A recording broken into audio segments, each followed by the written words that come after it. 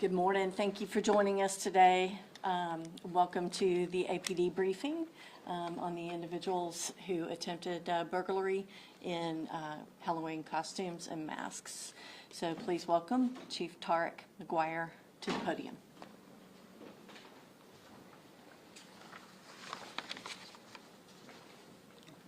Come on over. So good evening, good morning, everyone. Thank you for being here today. I am Tarek McGuire, T-A-R-R-I-C-K, McGuire, M-C, capital G-U-I-R-E. I'm the Chief of Police here in Alexandria, Virginia. About a week ago, our community experienced a deeply troubling incident, an attempted burglary, where we know 3 individuals approached a residence wearing Halloween masks and making multiple threats, terrifying the local family. The event was captured on the family's home Ring video camera, and it was shared widely with media. This event has gotten national attention. Our department immediately responded to this event and launched a full investigation to determine what occurred and who was responsible. I previously stated that we would identify those that was involved in this event. And today I want to provide an update on this specific case. But first, before I do that, joining me are members of our criminal investigations team, and I want to acknowledge them. Lieutenant Cynthia Hurley, Lieutenant Vaccaro, Detective McNamara, Detective Kramerick, Detective Gibson, and Detective Larson. This investigative team has dedicated over 100 hours to this actual investigation.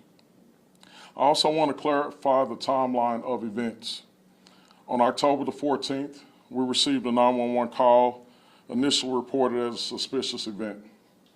Later, this was upgraded to a burglary in progress. Our officers arrived on scene within 2 minutes of being dispatched.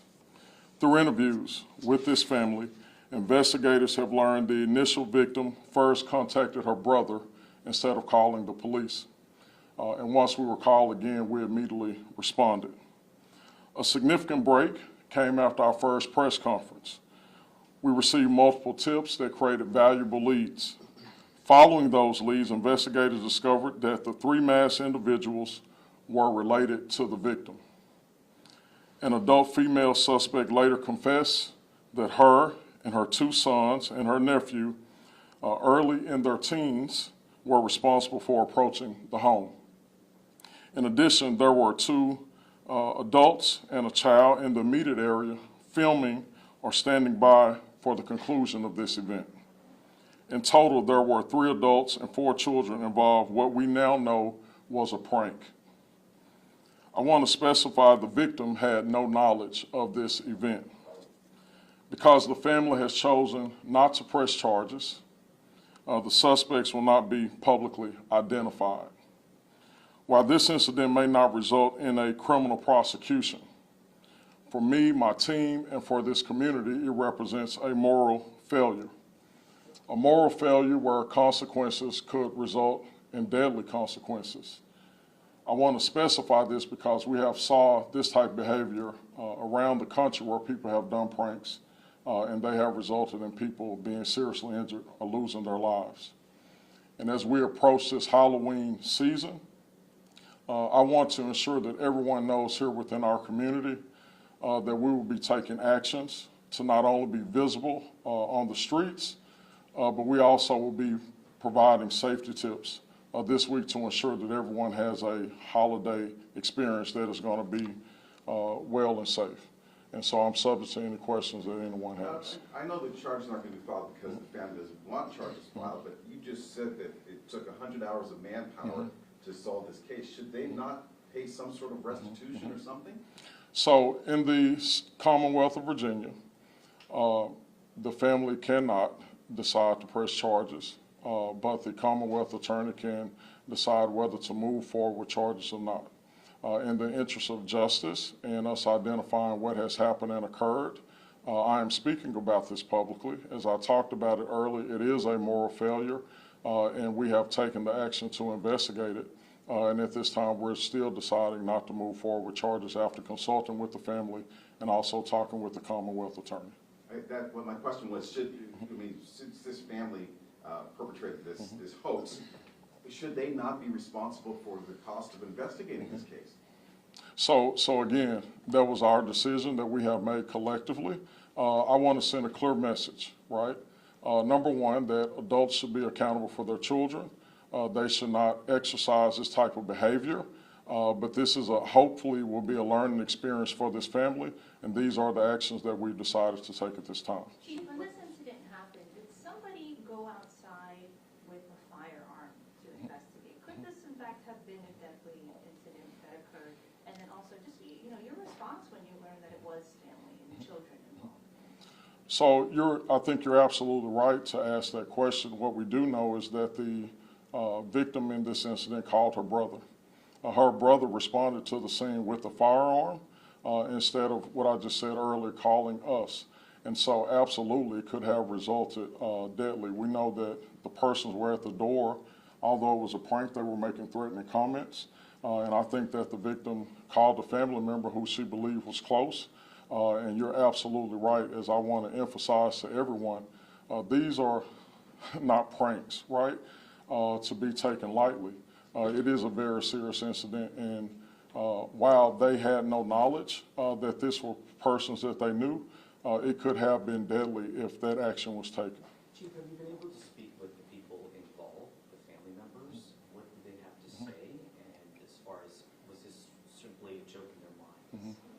So our detectives, again, have worked diligently to speak with the family, right? This has been a significantly week-long process to where we have tried to identify how people feel, what does justice mean to them, right? And they made a decision that they did not want to prosecute against their family. As you can imagine by looking at the video and also reporting it to the police, they were absolutely terrified with this happening occurred. But we have to, again, look at all the circumstances to include if this should go to court, if it did go to court, would the victim per se show up to speak against our family member or prosecute. Again, I hope it's a lesson learned, not just for this particular family, but for anyone else in the community during this holiday season. I think this question was about the guys who Wearing the in masks. Did you guys speak to people wearing the masks? So our detectives have spoken to them, and specifically the mother that was involved, who gave the full confession. I made a plea that we would get tips from our community, but also the persons that are involved, it would be a lot easier if they came forward. Was there consideration to charge them for wearing masks in public, which is a violation? So there were multiple considerations, as I just stated. But again, from a human perspective, while this was very challenging, we also have to ask, does the individual desire to prosecute against our family? And I think that they decided not to, and we have to work through that to try to respect that decision. What was the reason for the prank? I don't know, right? It was Halloween. I think that, to define a prank is to scare someone, but I don't think that there was an actual motive other than what we know. How long after the initial press conference did they come forward and confess? What was that timeline there? Well, I will say probably several days after the initial press conference, we received multiple tips. And those multiple tips were persons from a neighboring jurisdiction that had some knowledge based off of this, and that gave our detectives some leads to follow up on. So they didn't come forward and raise their hand. You guys contacted them and they said, oh, yeah, it's us. You're correct. Exactly, what was that? So the family members, some of these involved lived outside of the city of Alexandria. They came into the city to commit this prank. Yes, you're right. They were in a neighboring county. Yes, you said there were 3 adults, 4 children involved. Can you speak to the ages of the children who were involved? How young were these children? So I think the average age of the young people that were involved in this incident were between 14 to 16 years of age. So they were teenagers.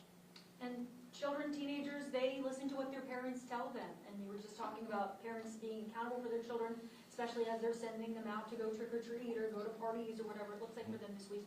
Can you speak to just, the importance of good parenting around this time? Yeah, so I talked about this as a moral failure. At the end of the day, parents should be responsible for their children, right? And what's very disheartening about this situation is that you had adults that were engaging in this behavior, but also encouraging this behavior. And so, again, there is a moral responsibility to direct and provide guidance for your children, right? And in this case, they failed. And so it's a lesson for all of us that are parents and that are children, especially during this Halloween season. We know that this time of year, across the nation, as we approach the holidays, that crime increases, violent crime increases. And again, this particular situation, unbeknownst to the victim, could have resulted in a different action. Can you clarify again who was caught on camera? You said it was an adult male and a child. Yeah. So the initial 3 persons that you saw approach the door in the video with the Halloween mask on were the teenagers that we're speaking of. In the background, which was unbeknownst to everyone, there was filming that was going on from a camera on the phone.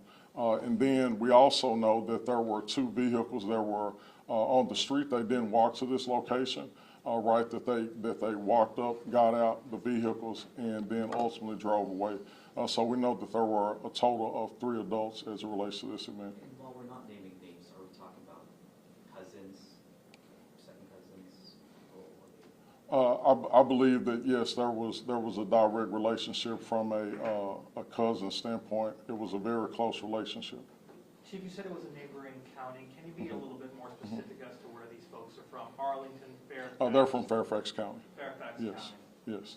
And they did not target any other homes, it was just this one. Not that we can confirm at this time. I will not say that because I think that, again, for other counties and for other areas, this still could be ongoing, but we have not verified or validated that there are other residents that they're targeting. We know that they were close to the persons that lived in this residence, again, and that the person that was the victim had no information that this was happening and occurring.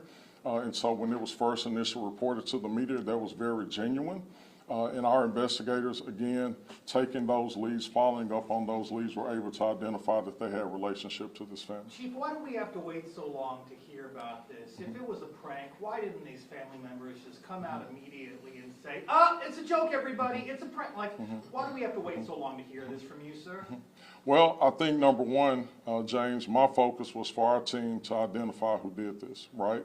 And so we did an initial press conference as it related to this. I can't directly speak for the family, right? As this information evolved, and from a human perspective, you learn that your family members are involved and engaged in this. I can't speak to why there was no particular follow-up from them, but my person in doing this today was to provide clarity based off of the context of this story and event. We know that the so-called victim is Shayla Whiteside. We've interviewed her ourselves. Are you convinced that she had no idea these were family members?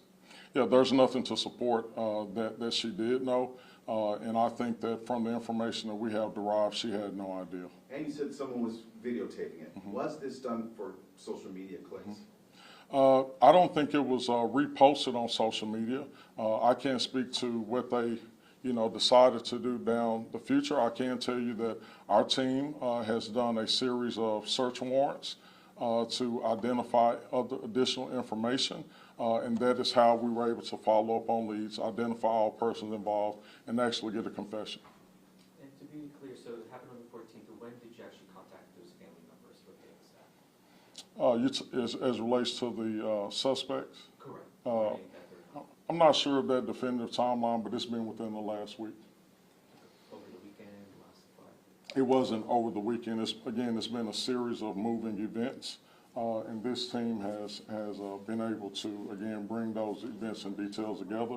But this has been excellent investigative work. It's been really done within a week. And so I would probably say, probably by last Friday, we had some good clarity on some good direction to narrow this case down. Are you relieved it's a prank? James, you're absolutely right. I am relieved that it is a prank again. I want everyone to be safe in this city. Our men and women at this department work tirelessly every day to try to make this one of the safest cities in America. And again, it goes back to the investigative work that has been done, the work of our officers. And so I'm proud the work that they do every single day. But you're absolutely right. I'm happy this was a prank. We have one last question from online. When did the additional information about the mass trio become apparent to APD? Again, it's a series of tips that we received, and I think that it's important to note that we have to verify and validate what those tips are. And so I will probably say about near the end of the week, we had some good clarity on who was involved in this event. And so, we have moved forward and looked at all the factors and come to this concluding decision. Okay, ma'am, final question? Yeah, anything to say to the family member who came forward and gave you all details that you needed to move forward in this case? Well, Or, what sorry, the person, I don't know if they were. yeah. No, what I will say is that, I made an appeal to the community for persons to come forward and do the right thing. I also made an appeal that if anyone knew anything about this incident, to step forward. And it speaks to the human decency that people care about what goes on here in and around our region. And so we are grateful and for our community and our partnerships, and we will continue to do the work that we do every single day. And last Like I question. said. If in fact the family decided to press charges, what charges would have been brought against these individuals? Well, the primary charge that we were facing was going to be burglary. And then I also think that the behavior that that influenced the behavior of these children from the negligence of the parent, we would have looked at that as well. So, Thank you all for joining us today. all right, thank you all. Thank you all. Thank you all. You guys have a handout, by any chance?